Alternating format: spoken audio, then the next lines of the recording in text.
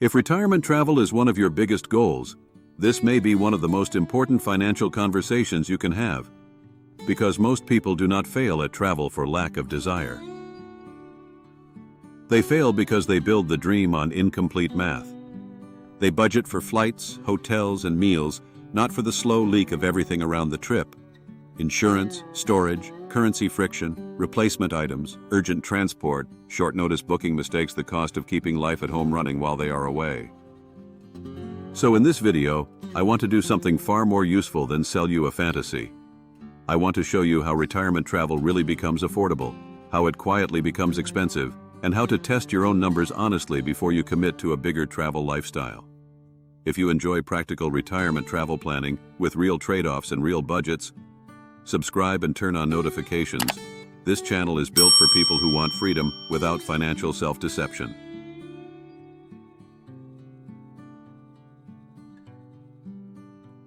A lot of retirees think the question is, can I afford travel? But the real question is usually, can I afford my current life plus travel? That is a very different calculation. A couple can feel comfortable at home, add 3 major trips a year, a few family obligations, rising insurance costs, a habit of booking convenience instead of value. Suddenly the trip budget starts competing with the home budget instead of fitting inside it. This is why some retirees look at YouTube travel content and think, those numbers cannot be right. Sometimes they are right only for people who change the structure of their spending. They downsized. They travel slower. They stopped paying for empty weeks at home. They learned how to avoid peak prices. They reduced handoff costs between places. In other words, they did not merely add travel, they redesigned life around it. That is the first reality check. Travel is often affordable sooner than people think, but only after they stop pretending they can keep every comfort, every convenience, every subscription, every storage cost, every home base expense, and every fast-moving trip habit at the same time. When people say, "What does retirement travel cost?" they usually want one number. The better answer is 5 numbers. The first bucket is your home base cost. That includes housing, taxes, insurance, utilities, maintenance, storage, subscriptions, car ownership, everything that continues whether you travel or not. The second bucket is your travel operating cost. That is lodging, transportation, food, local transit, mobile data, and everyday life on the road. The third bucket is your transition cost. These are the expenses people ignore. Airport transfers, extra baggage, one-night stays between moves, pet care, house-sitting arrangements, laundry catch-up, replacement items, and booking changes. The fourth bucket is your protection layer. Travel medical coverage, emergency cash buffer, device replacement buffer, the money you need if something goes wrong at the worst possible moment. The fifth bucket is your long-range resilience bucket. Inflation, family emergencies, dental or health events, the fact that one cheap month can be followed by a very expensive one. Once you split the budget this way, retirement travel stops being vague. It becomes manageable.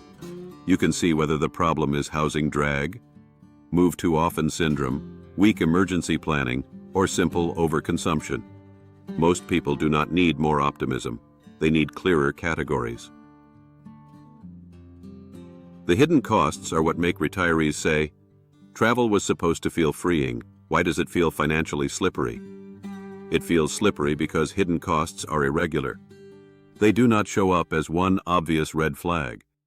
They arrive as 20 small decisions that all feel reasonable in the moment.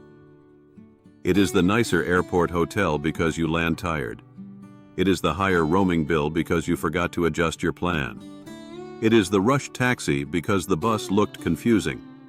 It is buying duplicates because what you packed no longer works. It is paying more for shorter stays.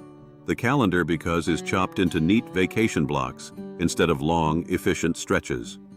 It is also health protection. Medicare generally does not cover most care outside the U.S. The Government of Canada warns that provincial or territorial plans may cover none or only a small part of medical costs abroad. They do not pay up front. That is why hidden costs are not just extras. They are the difference between travel feeling sustainable and travel feeling reckless. A retiree who plans for visible costs only will think travel is more expensive than it really is, because every month gets ambushed. A retiree who plans for hidden costs up front often discovers the opposite. The dream becomes calmer. The surprises stop controlling the budget. One of the strongest budget lessons in this entire niche is that slow travel can absolutely cost less than repeated short trips only when you actually embrace the logic of slow travel. If you take a 1-month stay and still eat, move, shop, book like a tourist on a 10-day vacation, you do not get the full savings. The lower cost appears when you reduce flight frequency, negotiate or book longer stays, settle into grocery rhythms, use local transit, stop paying convenience premiums every 3 days. Short trips often look cheaper because the total ticket is smaller. But when you zoom out to a year, multiple short trips can be brutally inefficient. You keep paying peak airfare windows, frequent transition days, vacation-style dining, and constant reset costs. Slow travel spreads those fixed costs over more time. It also reduces decision fatigue, which quietly reduces spending. People spend more when they are always solving the next problem. This does not mean everyone should go full nomad. It means retirees should stop comparing a 2-week splurge with a 2-month stay as if they are the same lifestyle. They are not. One is compressed consumption. The other can become a temporary way of living. And this is exactly why I'm creating the free retiree travel budget calculator and hidden cost worksheet for this pillar. It is designed to help you test your own version of these trade-offs instead of copying someone else's numbers. If you want that, check the link in the description. I've also included a few practical planning tools there for comparing costs, protecting the trip without overcomplicating your setup. A lot of retirees frame the decision as, is Europe cheaper or is Mexico cheaper? That sounds useful, but it is incomplete. The better question is, cheaper for what kind of retiree? With what pace? With what level of comfort? Crowdsourced April 2026 cost of living estimates on Numbeo put single-person monthly costs, excluding rent, at about $700 in Mérida, about $865 in Puerto Vallarta, about $852 in Malaga, and about $872 in Lisbon. That does not mean those places cost the same in practice. Rent, seasonality, neighborhood choice, mobility habits, and tourist density change the equation fast. But it does show why lazy country-level assumptions can mislead people. Mexico often wins on base affordability, but parts of Europe can become surprisingly viable when you slow down, avoid premium zones, and stay longer. So here is the honest version. If your goal is maximum budget stretch and simpler warm weather living, Mexico will often look stronger. If your goal is variety, infrastructure, rail connectivity, a multi-country lifestyle, parts of Europe can still work. The margin for sloppy spending is thinner. The wrong question is, which region is cheaper? The right question is, which lifestyle pattern gives me the lowest total cost for the life I actually want? As of 2026, the estimated average U.S. retired worker Social Security benefit for January is $2,071 a month. In Canada, the average new CPP retirement pension at age 65 is $925.35 a month. The 2026 maximum at age 65 is $1,507.65. Maximum OAS at age 65 for April to June 2026 is $743.05 a month, rising to $817.36 at age 75. OAS also has a 2026 repayment range starting at net world income above $95,323 for ages 65 to 74. Now let's translate that into real-world thinking. Scenario 1 is the lean traveler. Think of a retiree or couple with modest housing obligations, slower travel, and strong discipline around moves. They are not chasing premium locations or peak seasons. For them, travel can be very possible, especially if the trip style is long stay, shoulder season, based around apartments instead of hotel habits. Scenario 2 is the comfortable hybrid traveler. This person keeps a home base, takes longer trips, values privacy and convenience, and wants fewer compromises. This can still work very well, but now the danger is double living. The home has to be efficient, not emotionally expensive.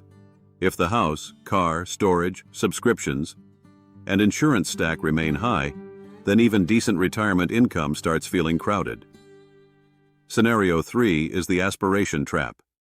This is the retiree trying to replicate a high flexibility lifestyle on a medium flexibility budget.